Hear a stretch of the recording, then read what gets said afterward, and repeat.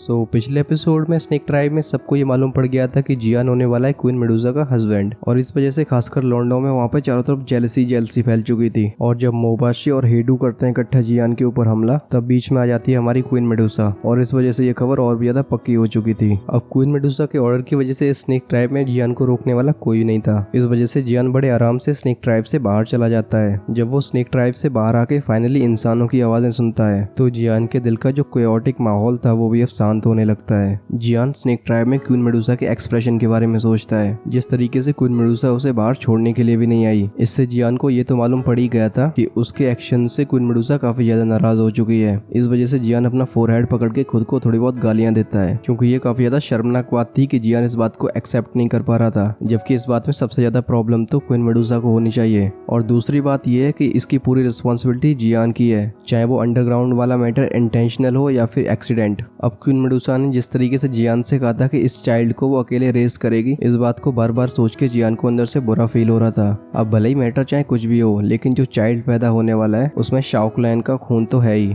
और इस वजह से इस मैटर को जियान भी बिल्कुल इग्नोर नहीं कर सकता है। अब खैर हमारा जियान भी इतना कोल्ड ब्लडेड नहीं था, क्योंकि जब फर्स्ट एल्डर ने मेडिसिनल पिल के बारे में पूछा था, तो जियान ने अपने बच्चे के लिए सबसे हाईएस्ट लेवल की पिल के बारे में हाँ बोला, क्योंकि चाहे कुछ भी हो वो बेबी आखिर जियान का खून था। आखिर जियान उसके लिए बेस्ट क्यों नहीं करता। बस ये खबर जियान के पास इतनी ज्यादा अचानक से आई थी कि वो खुद को संभाल नहीं पा रहा था। इस वजह से उसने शायद अनइंटेंशनली वो हर्टफुल वर्ड्स बोल दिए थे। जियान ऊपर आसमान की तरफ देख के एक लंबी सांस लेता है। वो कहता है कि अगली बार जब हम मिलेंगे तो मुझे शायद उससे सिंसियर तरीके से अपोलोजाइज करना चाहिए। जियान ब्लैक माउंटेन फोर्ट्रेस में वापस आके शाओडिंग और हाइबोडोंग से मिलता है, जहाँ पे ऑफकोर्स असैसिनेशन प्लान के बारे में डिस्कशन होता है, और वो लोग डिसाइड करते हैं कि कल से इस प्लान पे एक्शन लिया जाए, क्योंकि यहाँ पे जामा एम्पायर के पास काफी कम टाइम था। एक बार गोल्ड की सेक्ट और मिलन वैली पूरी तरीके से रिकवर हो गई तो दोबारा से उन दो जोंग लेवल के वॉरियर्स को हैंडल करना बहुत ज्यादा मुश्किल होगा। खासकर तब असैसिनेशन प्लान के फेल होने के चांसेस और भी ज्यादा बढ़ जाएंगे। इस प्लान के बारे में डिसाइड करने के बाद जियान एक चैम्बर को ढूंढता है, जहाँ पे वो अपने ऑरे को एडजस्ट करने लगता है। जियान ने मेडुसा की प्रेगनेंसी के बारे में शाओडिंग वगैरह किसी को नहीं बताया था, क्योंकि वो अपने बड़े भाई का कैरेक्टर जानता था। क्योंकि अगर शाओडिंग को ये पता चल जाए कि क्वीन मेडुसा के वूम में शाओ क्लैन की ब्लड लाइन है, इस वजह से वो कुछ ज्यादा ही एक्साइटेड हो जाता। लेकिन यहाँ पे इशू ये था कि इस मैटर के बारे में अभी कोई क्लैरिटी नहीं थी। मालूम पड़ा लोग पहले ही से काफी ज्यादा एक्साइटेड हो गए, लेकिन बाद में झूठ निकली तो जियान के अंडरवर्ल्ड में थू हो जाती। इस वजह से इस मैटर के कंफर्म होने के बाद ही जियान इन सबको बताने का फैसला लेता है। अपने ऑरे को एडजस्ट करने के बाद जियान उस हेवन सोल ब्लड बोन पिल के फॉर्मूले को बाहर निकालता है। इस फॉर्मूले को ध्यान से रीड करने के बाद जियान को ये फॉर्मूला काफी ज्यादा स्ट्रेंज लग रहा था। इस फॉर्मूले का मेन काम था कि जो अनबॉर्न बेबी है उसकी वेन्स को और भी ज्यादा एक्सपेंड कर दे जब वो मदर की वूम में ही होता है। इस वजह से पैदा होने के बाद वो बेबी डबल स्पीड से ट्रेन कर सकता है, और उस बेबी की दुई काफी ज्यादा प्योर होगी। इस तरीके की टेक्निक कुछ पावरफुल क्लैंस में भी काफी ज्यादा वैल्यूएबल है, क्योंकि जिस भी क्लैन के पास ये वाली टेक्निक होगी वो रिपीटेडली और भी ज्यादा जीनियस टैलेंट को प्रोड्यूस कर सकते हैं। जियान ने भी पहले हेवन सोल्ड ब्लड बोन पिल जैसे फॉर्मूले देखे थे, जो कि ऑफकोर्स उसके मास्टर याओलाओ ने उसके लिए छोड़े हुए थे,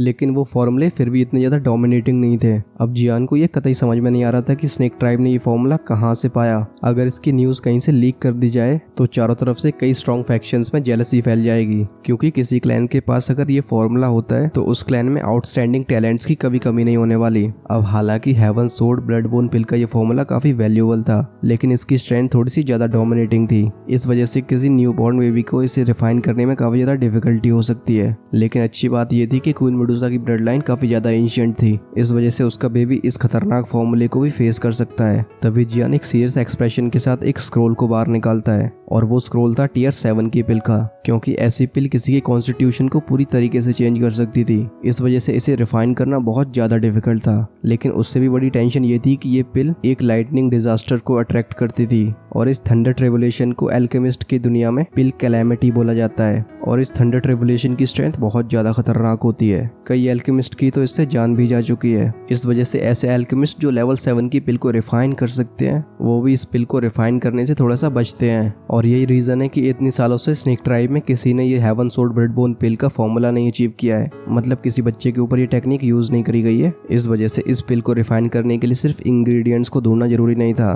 बल्कि एक ऐसे लेवल 7 के एल्केमिस्ट को भी ढूंढना पड़ता था जो कि अपनी लाइफ को रिस्क में डाल के इस पिल को रिफाइन करने का फैसला ले। और ऐसे एल्केमिस्ट को द्वीकी कॉन्टिनेंट में पिल ग्रैंड मास्टर बोला जाता था। जियान एक गहरी सोच के बाद कहता है कि इस पिल के इंग्रेडिएंट्स को इकट्ठा करना ही बहुत बड़ा काम है। वो तो ये अच्छी बात है कि मेरे पास 2 साल का टाइम है। जियान इस पिल फॉर्मूले को अपनी स्टोरेज रिंग में बहुत ध्यान से रख देता है और नेक्स्ट ही मोमेंट में जियान एक इशारा करता है जिससे एक रेड कलर का स्क्रोल उसके हाथ में आ जाता है। और ये फॉर्मूला था लाइफ डिवावरिंग पिल का, जो कि शाओली को ब्लैक कॉर्नर रीजन में मिला था। जियान बहुत ही ज्यादा सीरियस एक्सप्रेशन से इस फॉर्मूले को देखता है, क्योंकि वैसे तो यान अलायंस की ग्रोथ काफी अच्छी थी, लेकिन फिर भी गोल्ड गी सेक्ट और म्यूलन वैली से काफी ज्यादा वीक थी। लेकिन यहाँ पे बात सिर्फ प्रैक्टिशनर्स की नहीं हो रही है, यान अलायंस की कोर स्ट्रेंथ भी काफी ज्यादा पीछे थी। लेकिन इतनी ज्यादा खतरनाक कोर स्ट्रेंथ को इंक्रीज करना एक शॉर्ट टाइम में बहुत ज्यादा डिफिकल्ट था। और अगर यान अलायंस को अचानक से अपनी स्ट्रेंथ को इंक्रीज करने की जरूरत पड़ती है तो ये लाइफ डिवावरिंग पिल फॉर्मूला काफी ज्यादा काम आने वाला था। ऑफ कोर्स जियान को इसके साइड इफेक्ट्स के बारे में भी पता था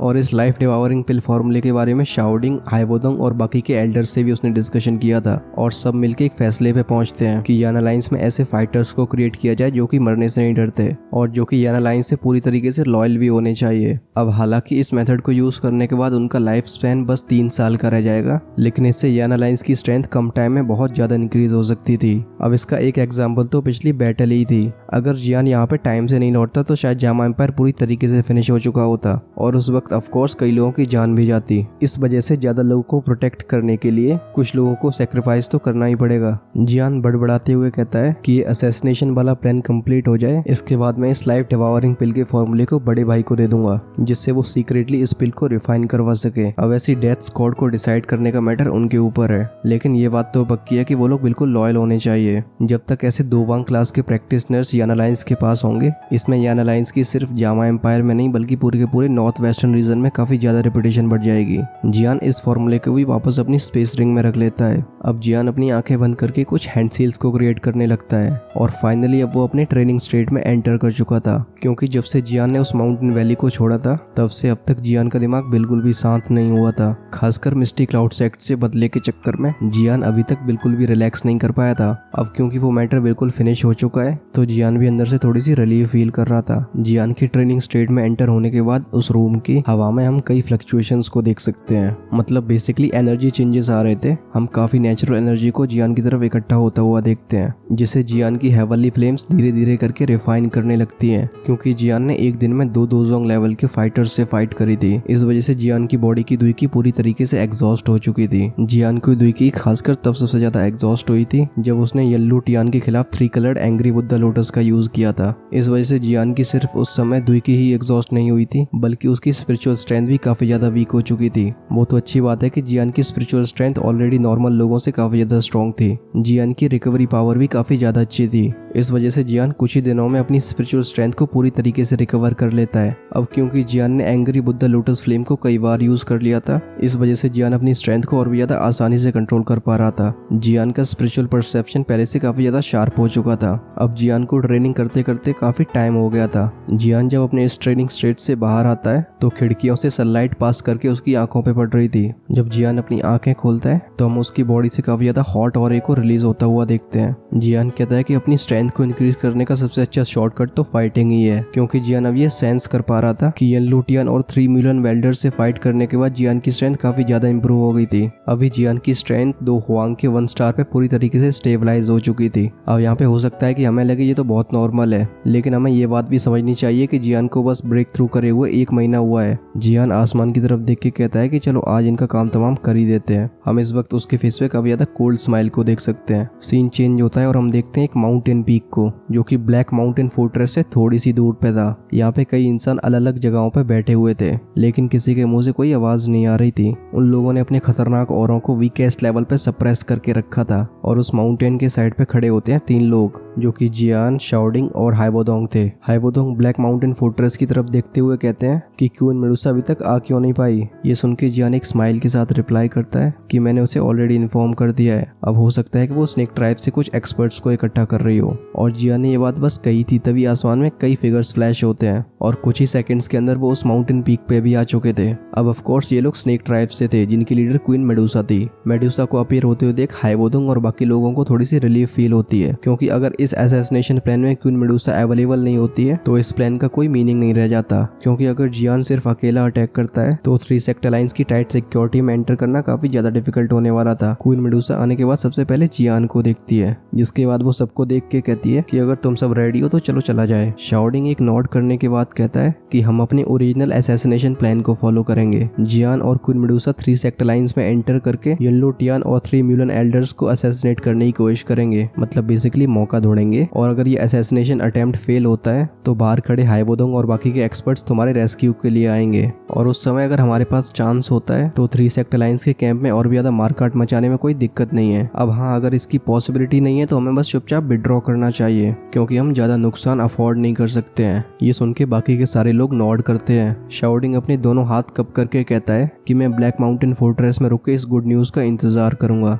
ये सुन के जियान एक स्माइल करके नॉड करता है। इसके बाद जियान अपनी नजरें क्वीन मेडुसा के ऊपर ले जाता है, लेकिन वो जियान को देख के अपना मुंह दूसरी साइड कर लेती है। अब इस बात से जियान बहुत ज्यादा हेल्पलेस फील कर रहा था। अब खैर जियान के पास इसके अलावा कोई ऑप्शन नहीं था। वो अपने दुई की विंग्स को ओपन करता है और सबसे आगे जाने लगता है। पीछे सारे के सारे एक्सपर्ट्स भी जियान को फॉलो करते हैं। क्वीन मेडुसा पीछे मुड़ के कई एक्सपर्ट्स से बोलती है कि चलो हम भी जियान को फॉलो करते हैं, लेकिन वहाँ पे तुम सब लोगों को हाइबोडोंग की बात सुननी होगी। कोई भी हाइबोडोंग के ऑर्डर्स को बिल्कुल भी निगलेक्ट नहीं कर सकता। क्वीन मेडुसा अपने क्लैन मेंबर्स से कहती है कि अगर तुम्हारी कोई भी गलत खबर मुझे मिली तो फिर जो मैं तुम्हारे साथ करूंगी उसके लिए तुम मुझे ब्लेम मत करना। अब स्नेक ट्राइब के एक्सपर्ट्स में सबसे सामने हेडू था, जिसने कल जियान से पंगे ले लिए थे, लेकिन यहाँ पे वो क्वीन मेडुसा के सामने बिल्कुल भीगी बिल्ली की तरह नजर आ रहा था। वो बस क्वीन मेडुसा की बात सुन के चिकन की तरह अपना सिर हिलाया जा रहा था। क्वीन मेडुसा इन लोगों का ऐसा रिएक्शन देख के थोड़ा सा सेटिस्फाइड फील करती है और इसके बाद वो सब एक रे ऑफ लाइट में कन्वर्ट हो जाते हैं जो कि जियान को फॉलो कर रहे थे। अब भले ही लिटिल फ्री डॉक्टर के ऑर्डर्स की वजह से 3 सेक्ट अलायंस ने थोड़ी देर के लिए विड्रॉ कर लिया हो, लेकिन ये बिल्कुल भी परमानेंट नहीं था।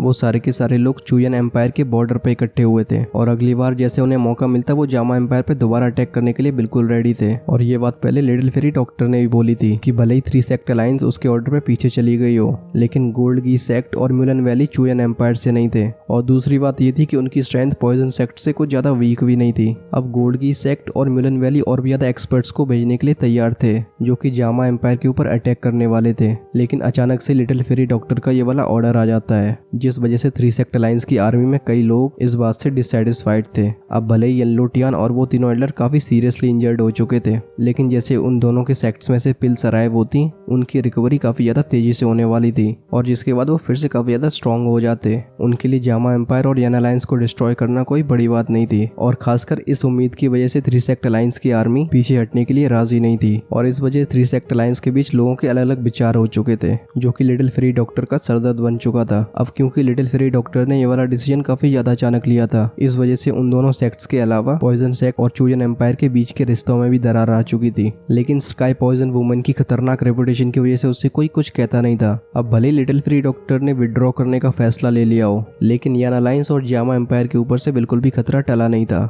और जब तक येलो टियान और वो तीनों एल्डर्स जिंदा रहते हैं तब तक गोल्ड की सेक्ट और म्यूलन वैली विड्रॉ करने के लिए बिल्कुल रेडी नहीं होने वाले और खासकर इस वजह से इन लोगों को पत्ता साफ करना और भी ज्यादा जरूरी था और अभी इसका सबसे अच्छा मौका था। अब जहाँ पे 3 सेक्ट अलायंस की आर्मी रुकी हुई थी वो ब्लैक माउंटेन फोर्ट्रेस से करीब 15 किलोमीटर की दूरी पे था, जिस वजह से जियान और बाकी के लोगों को वहाँ पहुंचने में बस 1 घंटे के करीब लगने वाला था। और जब वो लोग 3 सेक्ट अलायंस की आर्मी से थोड़ी दूरी पे थे तभी वो सब नीचे आना शुरू कर देते हैं, क्योंकि इतने ज्यादा एक्सपर्ट्स के औरों को डिटेक्ट करना काफी ज्यादा ईजी था। जियान और बाकी के लोग चुपचाप से एक पास के जंगल में घुस जाते हैं और वो लोग एक नीची सी जगह की तरफ बढ़ने लगते हैं। यहाँ पे कोई भी जल्दबाजी के मूड में नहीं था, क्योंकि जियान पहले पूरी सिचुएशन को इन लोगों के साथ एक्सप्लेन कर चुका था। इस वक्त हमारा ध्यान जाता है जियान पे, जो कि एक ऊंचे से पेड़ की डाली पे था। उसे वहाँ से सामने की पूरी सिटी दिखाई दे रही थी, जो कि वहाँ से थोड़ी सी दूर पे थी और अभी सिटी में सिपाहियों की तादाद काफी ज्यादा थी। जियान अपनी परसेप्शन से कई दोवांग एक्सपर्ट्स को भी सेंस करता है, जो कि बार बार आसमान में आके सिचुएशन का पता लगा रहे थे। अगर यहाँ पे कोई भी अनयूजुअल एक्टिविटी होती है तो सबसे पहले इन लोगों को मालूम पड़ने वाला था। जियान उन दोवांग एक्सपर्ट्स को देख के कहता है कि यहाँ की सिक्योरिटी तो सच में बहुत ज्यादा टाइट है है। लगता है इन लोगों को पहले से इस बात का अंदाजा हो गया है। तभी जियान के पीछे से अचानक एक आवाज आती है और ऑफ कोर्स ये हमारी क्वीन मेडुसा थी, क्योंकि किसी के पास इतनी ताकत नहीं थी कि वो जियान के इतने क्लोज चुपचाप से आ जाए। क्वीन मेडुसा कहती है कि तुम्हें लिटिल फेरी डॉक्टर ने वो जेड प्लेट नहीं दी थी, जिसे तोड़ने के बाद लिटिल फेरी डॉक्टर को ये मालूम पड़ जाएगा कि तुम यहाँ पे आ चुके हो,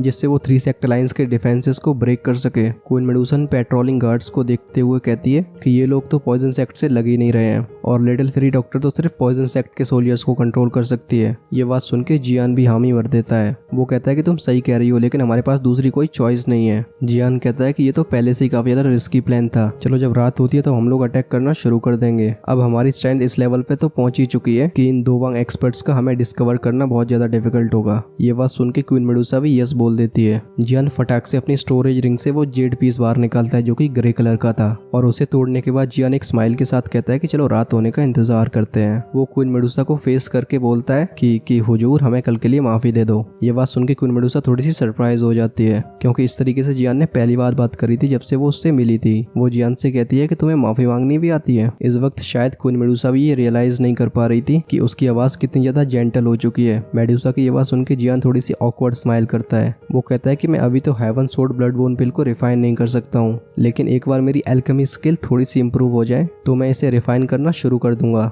लेकिन तुम इस बात की चिंता मत करना, मैं अगले 2 साल में इसे सक्सेसफुली रिफाइन करके तुम्हें बिल्कुल दे दूंगा। ये सुन के क्वीन मेडुसा भी नॉड कर देती है। अब पता नहीं क्यों, लेकिन जियान की ये बात सुन के उसे काफी ज्यादा खुशी हो रही थी और उसके लिए इस तरीके का इमोशन काफी ज्यादा रेयर था। और अब जो क्वीन मेडुसा का आखिरी गुस्सा जियान के प्रति रह गया था वो भी खत्म हो चुका था। क्वीन मेडुसा कुछ बोलने ही वाली थी, लेकिन अचानक से वो रुक जाती है। वो अपने हाथ से एक सक्शन फोर्स को क्रिएट करती है और अगले मूवमेंट में एक काले कलर का चमकादड़ उसके हाथ में था। जब वो ध्यान से देखती है तो उस चमकादड़ के पंजों में एक छोटी सी पेपर रील थी। उस पेपर को बाहर निकाल के क्वीन मेडुसा अपनी फिंगर को फ्लिक करती है, जिससे वो बैट वापस फॉरेस्ट में चला जाता है। उस पेपर को देख के क्वीन मेडुसा कहती है कि ये एक सिटी का मैप है जिसे लिटिल फेरी डॉक्टर ने भेजा है और इससे हमें येलो टियान और उन 3 एल्डर्स की लोकेशन के बारे में मालूम पड़ जाएगा। अब इस बात को सुनकर जियान के दिल में खुशी की लहर फैल गई थी। तभी क्वीन मेडुसा की आवाज आती है कि yellow Tian mid northern area में है और वो म्यूलन एल्डर्स वेस्ट की तरफ है। अब हालांकि येलो टियान काफी ज्यादा सीरियसली इंजर्ड हो गया था, लेकिन वो एक जेन्युइन डोजोंग लेवल का फाइटर है और जिस वजह से मैं उससे फाइट करूंगी। और अब क्योंकि उन 3 एल्डर्स में से एक इंजर्ड हो चुका है तो वो अपनी secret technique 3V savage skill का यूज नहीं कर पाएंगे, जिसकी वजह से उनकी स्ट्रेंथ बस पीक ऑफ 2 हुआंग पे रह जाएगी और आई थिंक उन्हें हैंडल करने में तुम्हें कोई दिक्कत नहीं होनी चाहिए। ये सुन के जियान के दिल में तो बलबूले फूट रहे थे। वो लड़कियों की तरह कहता है कि तुम भी केयरफुल रहना। अब जियान का ऐसा रिएक्शन देख के क्वीन मेडुसा के फेस पे एक स्माइल आ चुकी थी। वो कहती है कि चलो इंतजार करते हैं रात होने का, लेकिन आपको बस इंतजार करना पड़ेगा नेक्स्ट एपिसोड का। और अगर तुम अभी तक हेल गार्डन फैमिली का पार्ट नहीं बने हो तो भाई कर क्या रहे हो, फटाफट से चैनल को सब्सक्राइब कर लो, क्योंकि पहली बात ये डेफिनेटली फ्री है और दूसरी बात तुम्हें आगे आने वाले एपिसोड्स का नोटिफिकेशन सबसे पहले मिलेगा। अब खैर इससे पहले वाला जो एपिसोड था वो बहुत ज्यादा इंटरेस्टिंग था, क्योंकि उसमें गया था जियान अपनी ससुराल में, तो उसे देखने के लिए राइट साइड में क्लिक कर सकते हो। और अगर मेरे लिए सजेशंस हो तो उन्हें कमेंट्स में लिख के जरूर बताना। तब तक के लिए सत श्री अकाल, टाटा, बाय बाय, सायोनारा।